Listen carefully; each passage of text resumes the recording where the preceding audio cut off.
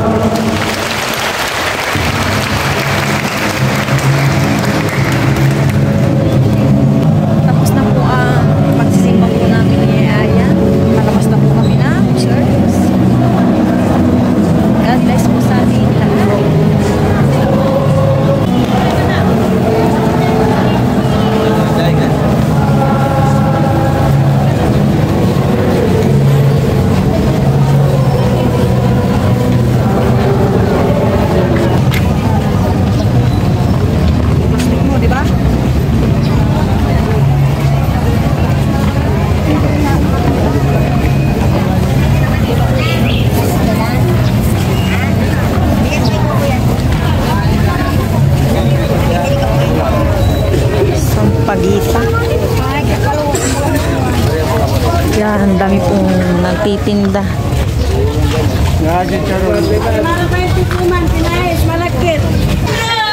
May lansones po dito.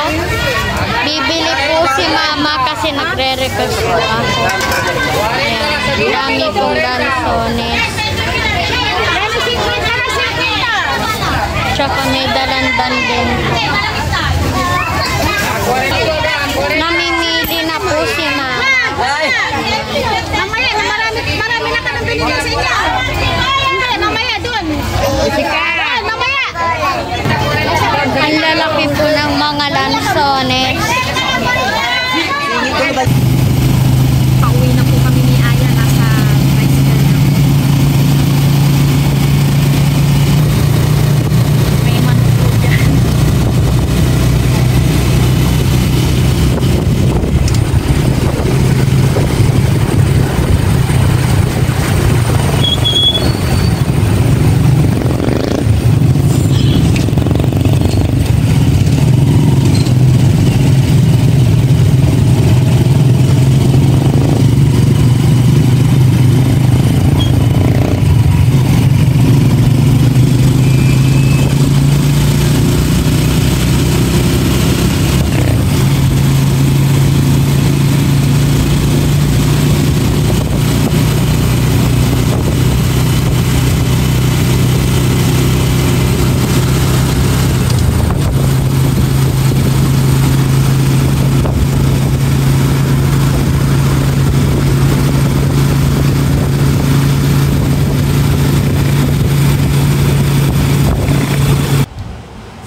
Nakauwi na po kami ni mama, galing po sa bayan. Lalabas ko na po yung mga pinamili po namin kanina. Una, yung donut ko po. Kapag donut. Sunod, yung aming bread. Para may merienda po kami mamaya niya. Sarap. Tagi po muna natin dito. Si mama po andun sa taas. At saka po yung mga tapiti ko. Kasi mag-start na po kami mag-school. 2 weeks na lang mana. Yes. Pauwi na po kami na Aya. Wala namang po masyado kami binili. Kasi kahapon nakapag-grocery na kami. Kaya ito lang po yung mga nabili namin. At saka nagpabili din po kami ng lansones. Lanson mo. Yes. Ang sadya lang po namin talaga, kanina niya is mag-church, kaya kapon, ano na po kami talaga na malengke. Ngayon, ito lang po yung mga binili namin, tapos yung pinasabay ng nanay ko. Nagpabili yung aking nanay ng beef, 1/2 lang. Kanina, dinaan ko na po. Pahinga muna kami ni Aya, tapos yun na. Luto-luto na naman. Samahan nyo na naman po kami ni Aya mamaya. Sige po, mamaya po ulit. Wahiwain ko na po itong ampalaya. Ito yung aming magiging ulam ni Aya sa lunch. Hindi ko pala naon kami na yung aking video, kaya natanggal ko na yung ito ng ampalaya. Bukas na kami mag-work ni Aya na sinabawan. Alternate. Kasi kahapon naghipon kami, ngayon ampalaya naman. Yung palda po ni Aya kanina hindi pa tapos. Bukas po ito pa daw makukuha. Hindi naman ako pupunta ng bayan. Siguro ang nanay ko na lang yung kukuha if ever na pupunta sila ng bayan.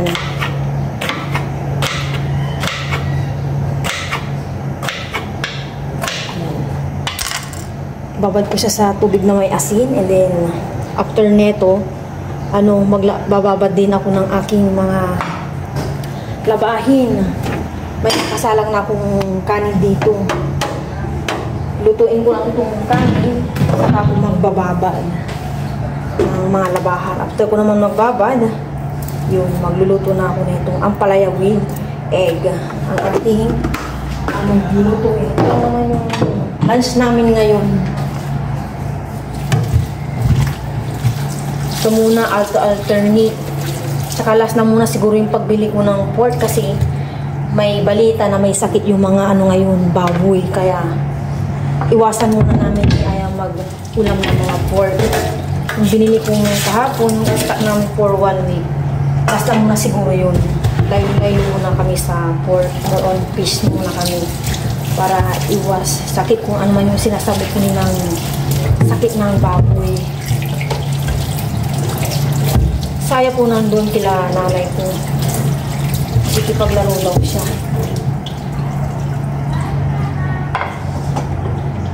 Lulutuin ko na po yung aming ulam na ampalaya with egg. Gisa muna ako ng bawang kasi gusto ko ginigisa ko yung ampalaya na may bawang.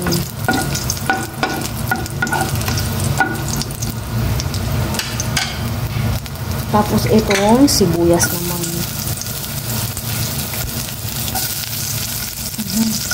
Oh my God. Hindi lang ito ako.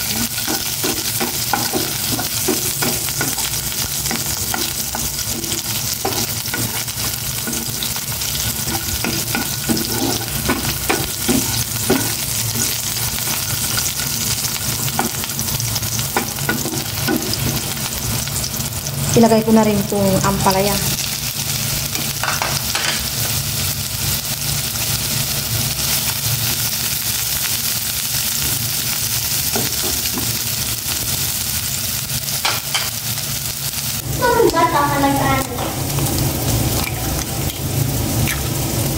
Prepare ko naman itong egg kasi malapit ng lumambot yung ampalaya.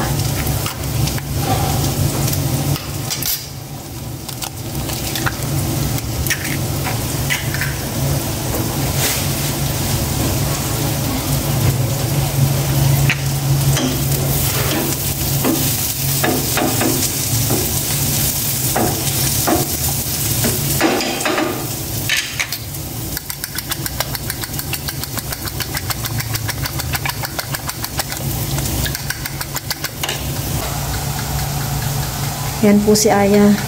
Tutulungan niya na daw ako. Okay na yung pag-mix ng egg ya. Ito namang ampalaya. Para malagay muna yung ampalaya. Ay, ampalaya. Ano ba yan? Egg. Kakatapos ko lang pong nagbabad ng aming labahin mamaya.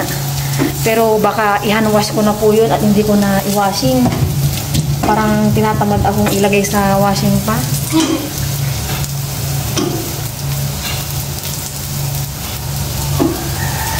Okay na? Kunti pa. Haluin mo lang maigi. Bango kahit wala pang egg.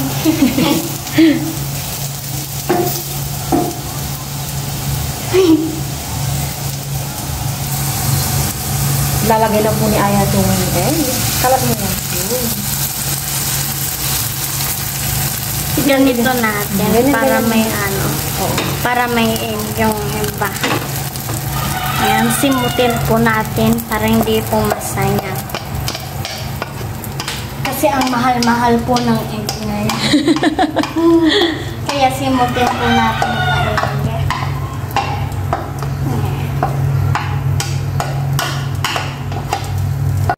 Ibabaliktad na po ni Mama. Yan, sana perfect yun. Perfect. Perfect. Perfect. Galing po ni Mama. Kulay orange po siya. Opo. Konting orange at saka may yellow. Di ba, Ma? Tapos ko na naluto yung aming ulam na apply with egg. Ngayon naman, meron ako ditong mani na walang balat.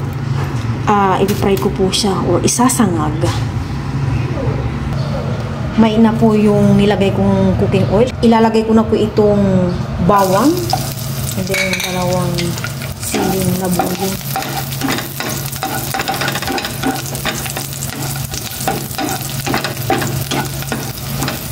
Bumili po ako ng maning ganyan kasi pagagamitin ako sa mga susunod na araw. Pero yung iba dyan, ngungot-ngutin po namin yung Aya, yung dares. Ihalo ko sa gagawin kong panghimagas. Baka mamaya pag di po ako busy masyado. Okay na po itong bawang. Tama na itong ganito. Wait lang. Okay na. Ilalagay ko na po itong mani. Maning walang balat. Gusto po talaga ni Aya ang ano.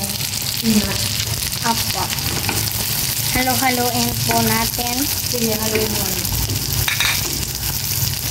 Sumama na. Yan, haluin po. Ganito lang po talaga ako mag-ano ng mani. Magsinangag. Kunting mantika. Ito pong nilulubog talaga sa mantika. It's lunchtime po namin ni Aya. Kaya na po tayong lahat. Pero bago po yun, kayo muna ako. Lord, maraming salamat po sa araw na ito at sa mga pananahalintaan mo lang po. Tagpiligat ni Lord. Amen. That's it, that's it. Kain po tayong lahat. Ito na po yung ampalaya. Mauna ka Raya. Naka-on pa yung aming TV. Nanonood kami kanina. Ikaw na ang maghati na. Ayan na pala. Hindi. Hindi natin magsasama, no? Ito na po yung kaninang sinangag kong mani. Cheers. Ito yung lansones. Cheers. Kain po. Cheers. Thank you, Lord. Unasul para po sa inyo. Kain po tayo lahat. Gabi po yung ano ngayon, araw. Kung nung mga nakaraang linggo is maulan, sobrang maulan, walang tigil. Almost 3 weeks ngayon eh. Ngayon naman, wala na. Dire-diretso na ata kung ano, araw hanggang sa pasukan nila Aya. Opo.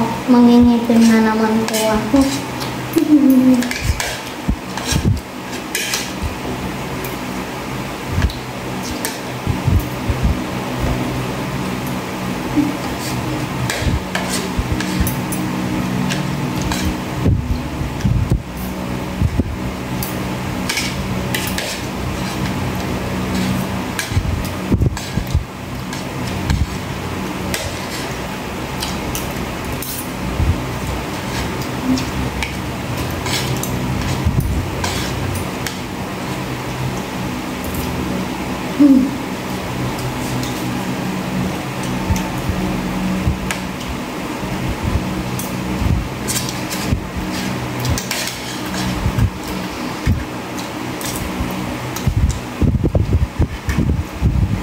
Nag-abot ko yung nanay ko ng saging.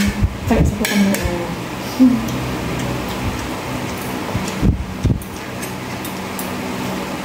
Parang matabang yan, no? Hindi.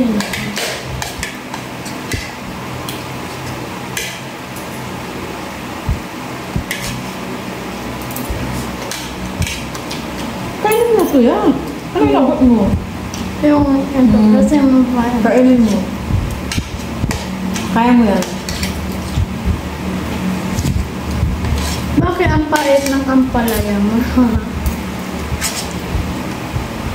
Bitter plant.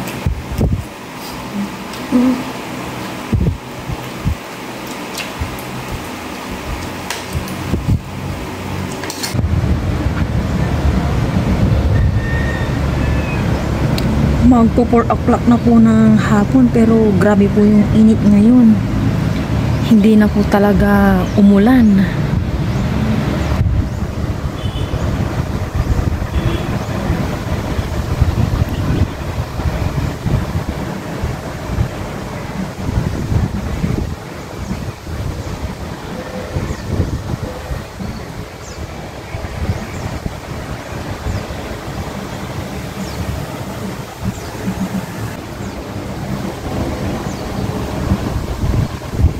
Buti na lang po kahit ganito ang kainit, mahangin-hangin po kahit paano.